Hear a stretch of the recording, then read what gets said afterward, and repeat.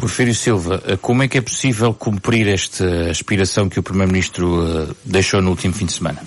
Boa tarde a todos, aqui e em casa. Eu estou de acordo com uma coisa essencial que ambos disseram, é o aumento geral dos salários não é algo que se decrete.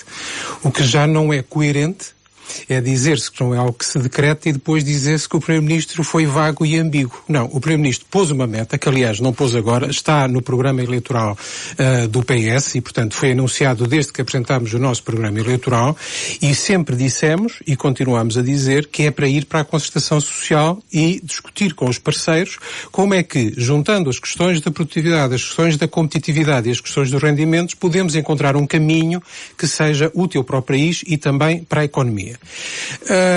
O Estado-Geral do PCP e o meu estimado colega de painel cometem aqui o mesmo erro, que é comparar aquilo que se faz neste ano, e quer dizer, não vamos fazer aumentos extraordinários de salários na função pública a meio do ano, aumentos intercalares, comparar isso com um objetivo para a legislatura, portanto com um objetivo de médio prazo. É o mesmo erro. Aliás, basta já ver aquilo que já se começa a saber publicamente, sabendo-se que o Governo está a negociar com os sindicatos da função pública e, não dito pelo Governo, mas já começou a haver dirigentes sindicais a dar informações, que o Governo também está a apostar numa valorização dos salários na função pública. Eu acho que era importante reter o seguinte. Nós não vivemos, e ainda bem que não vivemos, numa economia planificada e centralizada. Onde isso se decretaria, eventualmente. Não é? Onde isso poderia decretar. Mas a questão com os efeitos que se conhecemos historicamente. Se isto vamos para o acordo de rendimentos e competitividade, se esse é o terreno onde António Costa coloca a ambição dos 20% de aumento, sabendo das dificuldades de passar noutras matérias salariais ambições, recordemos o que tem acontecido com o salário mínimo, onde tem havido um desacordo na concertação social, há o risco desses 20% se esfumarem completamente, inclusivamente não só por falta de acordo, como chegarem a um valor muito abaixo em termos reais. Vamos ver uma coisa, é evidente que há aqui também uma perturbação deste debate agora por termos a questão da inflação neste momento e penso que nenhum de nós se vai pôr a adivinhar acerca do que é que vai acontecer. Agora, parece-me que é importante dizer sobre essa questão. Em primeiro lugar, apesar de ter havido uma oposição, digamos assim, proclamatória contra os aumentos robustos do salário mínimo, a verdade é que, se vemos o nível de emprego, significa que afinal as empresas conseguiram pagar o salário mínimo e até se deram bem com isso, porque têm conseguido ter uma boa resposta. Porque nós temos definitivamente que saber se queremos ou não assentar o desenvolvimento da economia portuguesa em bases robustas. Por exemplo, um dos efeitos da perda comparativa de rendimentos do trabalho comparado com o aumento da produtividade, porque se nós tirarmos os últimos anos atípicos de 20 e 21 e virmos entre 2009 e 2019, a produtividade aumentou muito mais do que o rendimento do trabalho. A produtividade aumentou um pouco acima dos 8% e os rendimentos de trabalho aumentaram um pouco acima dos 3%. Portanto, há aqui alguma coisa a compensar. E, por exemplo, no que diz respeito à questão das qualificações, esta evolução faz com que se tenha perdido um pouco o prémio às maiores qualificações. Ainda é verdade hoje que um diplomado ganha comparativamente mais do que um não diplomado. Mas já foi mais assim. Ou seja, se nós não fazemos aqui um esforço para premiar a qualificação e para fazer um aumento dos salários que não seja só o salário mínimo, nem seja só o efeito de arrastamento do salário mínimo nos salários acima, se não conseguimos isso, vamos ter um prejuízo para as próprias empresas e para a economia portuguesa. Agora, é claro que isto não é uma economia centralizada e temos que falar com os parceiros sociais. Segunda ronda sobre este tema. Ninguém está a dizer que basta estalar os dedos e vamos conseguir. O Governo faz um desafio, digamos assim, à concertação social, patrões e trabalhadores, no sentido de vamos encontrar um caminho. E o caminho não é só rendimentos, é competitividade e produtividade. E acho que isso é importante, porque nós não podemos, obviamente, pensar que empresas pouco produtivas ou empresas pouco competitivas tenham músculo para fazer aumentos salariais. E, portanto, nós não estamos a tratar, enfim, de um bónus grátis a ninguém, estamos a tratar de um esforço concertado, coletivo, para conseguirmos avançar. A verdade é que é razoável que nós assinalemos e sublinhemos as dificuldades e o facto de que isto não será uma autoestrada de caminho aberto. Mas também é verdade que muita gente fez previsões catastróficas sobre o que seria o efeito de aumentar o salário mínimo na proporção em que nós o quisemos aumentar, e nenhum desses efeitos catastróficos aconteceu. Pelo contrário, teve até um efeito positivo, não só sobre o rendimento das pessoas, mas também sobre a própria dinâmica da economia e sobre as próprias empresas. E, portanto, ninguém está a dizer que é simples.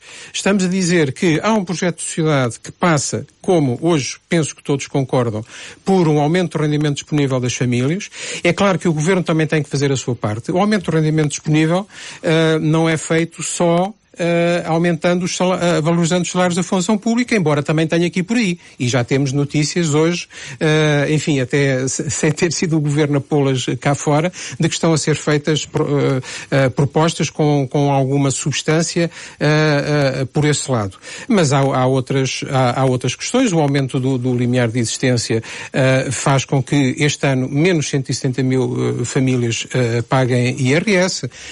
A tentativa de ir melhorando o IRS jovem é uma tentativa de dar um apoio também fiscal a quem entra no mercado de trabalho, e também há outros apoios ao aumento do rendimento das famílias que não é por esta via. Os manuais escolares gratuitos, o programa de apoio à redução tarifária é uma forma de deixar ficar dinheiro no bolso das famílias. Agora, que é fácil, que é imediato, ainda por cima neste contexto, é claro que não é. Temos êxito garantido? Não temos, mas há um trabalho que acho que vale a pena e os alertas para as dificuldades são positivos. Vamos ao Porfírio Silva. O BCE, os analistas acreditam, poderá avançar para subidas quer agora em julho, quer em setembro. Os analistas antecipam eventual subida em 25 pontos base das taxas de juros. Isto depois terá impacto também, e as famílias já começam a ser alertadas para isso. Há uns efeitos em cadeia.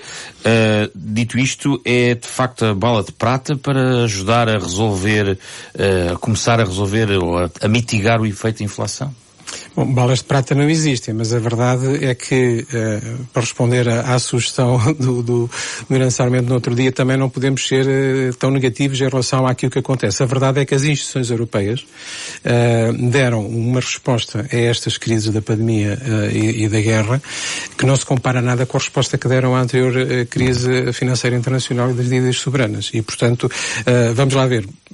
Não há milagres, não há bala de prata, mas apesar de tudo tem havido aqui uma capacidade para conter os efeitos da crise. Nós estamos a passar por dois eventos que se costuma dizer que são coisas que só acontecem numa geração, e já são dois. A pandemia e a guerra.